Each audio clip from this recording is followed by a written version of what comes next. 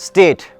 Your state of mind decides a lot of things. If you're in a parasympathetic state or a sympathetic state, it decides how ramped up you are, how relaxed you are, how you're going to essentially deal with any situation. Your sympathetic state being your fight or flight, which is our natural response, and it's important to be in a sympathetic state at some points. Your parasympathetic state is your rest and digest. And understanding your state of your body is really going to decide how you deal with situations in life. A lot of what I'm speaking about has been heavily influenced by Brian McKenzie, who heavily studies state, from whom I've learned a lot, and I'm eternally grateful to him. So I'm going to link that down in the description. Do check it out. And for any athlete or any person generally in life, the nicest way I can say or explain state and what it can do for you is, when a lion is running behind a deer, both of them are in flight or flight. They're both in a sympathetic state. For a couple of minutes, there's something intense that's happening out there. And the lion needs to feed. They need food. They need to survive. It's a natural cycle that just exists there. The deer needs to save themselves. But what happens when the deer evades?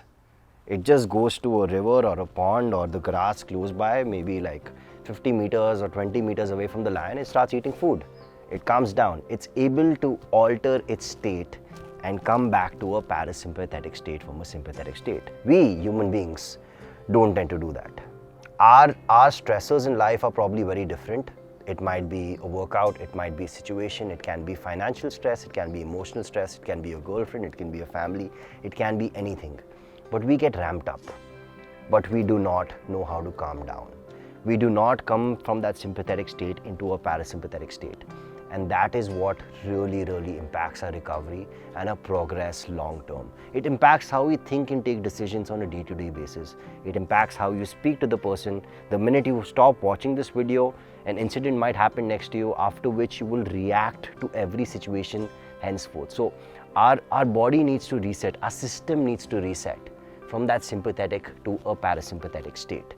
And all of state can start from breath work. Breathing deeply with a slow inhalation to exhalation rate can activate our parasympathetic nervous system. And this actually means you're able to control something that we thought for the longest time we could not control. Something that was very subconscious movement for us. So if you are able to alter the way you breathe, and yoga, that's why I keep telling people yoga, because yoga is teaching you how to breathe the right way. It's teaching you how to calm down. It's teaching you how to come in a parasympathetic state, which is very important to recover. We're going to start with nose breathing, and your posture and how you sit and how your body is positioned is really going to determine how you breathe, because most of us are breathing into our chest. That means you're taking your breath in here and you're doing shallow breathing, you're doing chest breathing, which is not how you're meant to breathe. You want to be breathing into your diaphragm, into your belly. But before you get started with nose breathing, you want to understand the body position. So this is a good position to start off with. You can sit like this. If this is uncomfortable for you and your ankles don't have the mobility, you can keep your toes under and you can sit like this. The ideal breathing position is something known as the lotus position, which is where you keep your feet here. I'm sure you guys have seen Baba Ramdev do this at some point. If you can't do the lotus position, you can sit cross-legged. And if you're sitting cross-legged and you're not straight, you can just take your hands right behind your hips and straighten your body. When you're doing this, you're being able to, basically your diaphragm is coming into the right position for you to take in that oxygen into the right place. The easiest position for anyone to start off with their breathing protocols would be like this.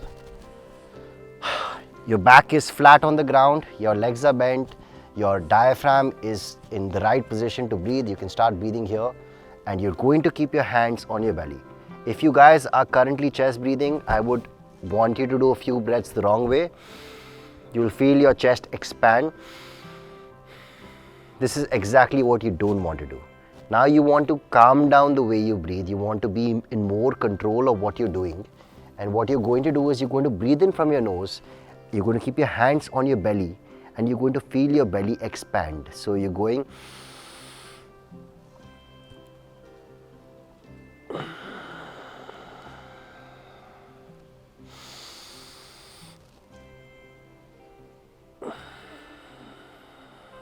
Now suddenly my chest is stabilized. There is a breath wave that you follow where at the last part of the breath, your chest expands a little bit. Just the end of it. But you're primarily breathing into your belly. So you're going.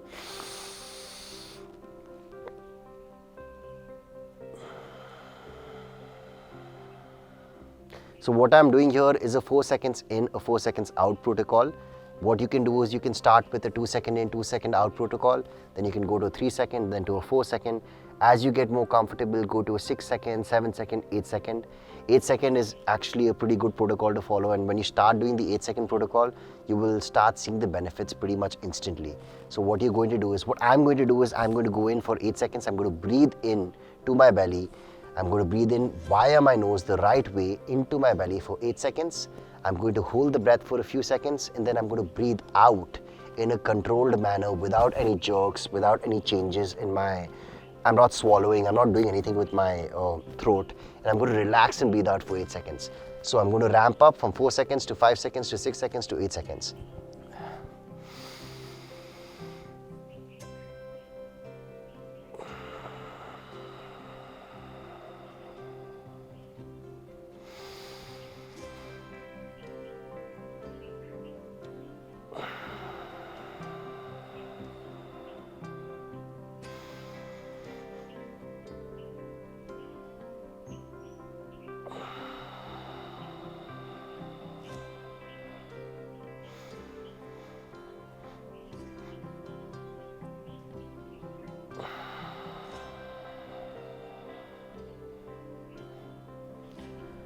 Okay, I already feel like I'm high and it's really hard to explain. I'm going to sit up again. Same protocol like this. I'm going for 6 seconds in, hold it for a few seconds, then 6 seconds out. I don't know if you guys can notice in the video, but I was slightly more ramped up and now I'm just a little bit calmer. And your breath decides your state. Your state decides if you're in a ramped up state or you're in a calm, docile, chilled manner. And if you start doing these protocols, I would suggest start with the 4 seconds in, 4 seconds out. Go for 20 breaths at a time. Go for 20 to 30 breaths. If 4 seconds is really easy and you're finding it comfortable, go towards a 5 second, a 6 second, a 7 second, and 8 second. 8 seconds in, hold for a few seconds, 8 seconds out, hold for a few seconds. Do this 10 times, do this 20 times, and just learn how to down-regulate your body. Now, this is bringing you into a parasympathetic state. It's bringing you into a rest or digest state. So how to incorporate breathing, where to start? If you can do a 5 to 10 minute breathwork protocol thrice a day, which is first thing in the morning, post-workout, and pre-bed, before sleeping, it's going to be very, very beneficial for you. You are going to be a lot relaxed, you're going to sleep a lot better, and generally your overall stress markers, your overall stress levels are going to be a lot lower. So get started with this. And there's no limitation regarding how and when you can do it. I am constantly nose breathing. You should be nose breathing throughout the day. This is more focused breath work where you're giving in time and effort. A huge shout out to Brian McKenzie, Patrick McCohen, James Nestor. They've written some huge books, some amazing books on breath work. You should go and check them out. I'm going to put the links in the description below. If you want to understand more about breath work, they are the pioneers in this and I've learned a lot of what I've learned from them. And if you guys want me to talk more about breathwork, do let me know. Apart from that, you should really subscribe to this channel. You should hit that bell icon so that you're notified every time I come up with a new video. And you should really share this content with more people because a lot of people can really benefit from it. We are in the Mansi Bungalow in Lonavala. If you guys haven't been here, you should come check it out. We call this the House of Bliss. And the details for this is going to be in the description as well. See you guys, more content coming soon.